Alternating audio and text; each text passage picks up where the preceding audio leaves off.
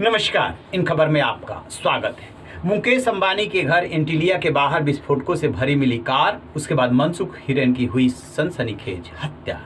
दोनों मामले की जांच एनआईए कर रही है और रोज नए खुलासे हो रहे हैं। सबसे बड़ा सवाल यह है कि आखिरकार इसका मास्टरमाइंड है कौन। बात सचिन वाजे से आगे क्यों नहीं बढ़ रही है? क्यों सचिन वाजे पे ही आकर के सुई जो है घूम फिर के रुक जा रही है? बात यहीं तक नहीं है, बात बड़े लोगों तक पहुंच रही है। इसलिए एनआईए जो है बहुत संभल के कदम उठा रही है। अब एक डायरी चर्चे में है।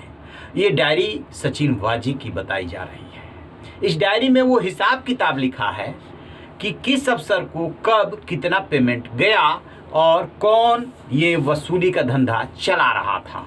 सचिन वाजे के इशारे पे वसूली के लिए अलग अलग इलाके बटे हुए थे।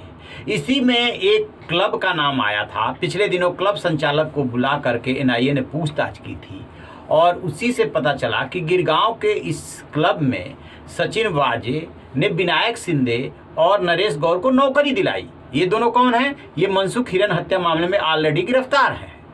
और विनायक शिंदे चूंकि महाराष्ट्र पुलिस का बर्खास्त सिपाही है और वो भी इसी कैटेगरी में आता है, तो उसको जो है सचिन वाजे ने वसूली की जिम्मेदारी दे रखी थी एक इलाके विशेष की। उसमें 32 जो है बार, पब, रेस्तरां वगैरह वगैरह शामिल है। वो उससे वसूली करता था और उस पर उसका कमीशन होता था। वसूली का पैसा सचिन वाजे के पास आता था, फिर ऊपर तक ये बढ़ता था।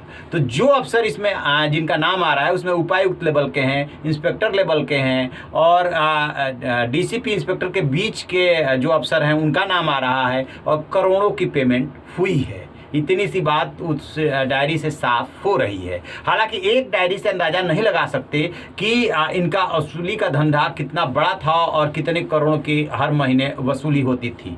लेकिन इसके पहले जो मिस्ट्री वीमेन है मीना जाट, उसकी जब एनआईए ने हिरासत में लेकर पूछताछ की तो उसे पता चला कि पूरे रुपए पैसे की जो हिसाब किताब है वो वही रखती थी और सचिन वाजे की बहुत वो क्लोज थी।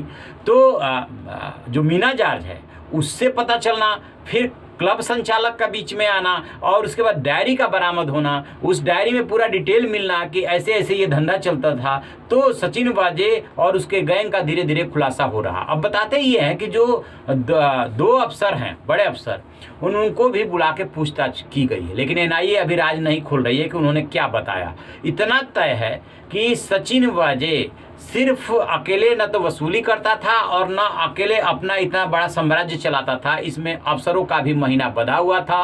गृह मंत्री पे ऑलरेडी आरोप लग चुका है, अनिल देशमुख पे, जो कि अब आज उन्होंने इस्तीफा दे दिया क्योंकि बॉम्बे हाई कोर्ट ने जो इस मामले में सीबीआई जांच का उसने आदेश दे दिया है, तो उनको इस्तीफा देना पड़ा। उन पे आरोप लग चुका है कि वो 100 करोड़ रुपए मांगते थे, टारगेट दिया हुआ था।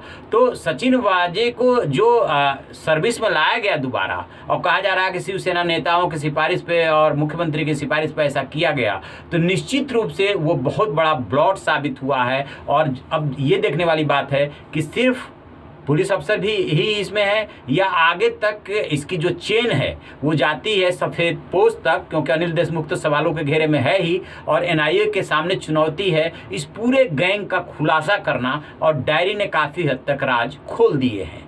जैसे ही इसको लेकर के कोई अपडेट मिलेगा हम आपसे साझा करेंगे। आप रहिए ना बेखबर, देखते रहिए इन खबर। Thank you. इन खबर चैनल को सब्सक्राइब करें।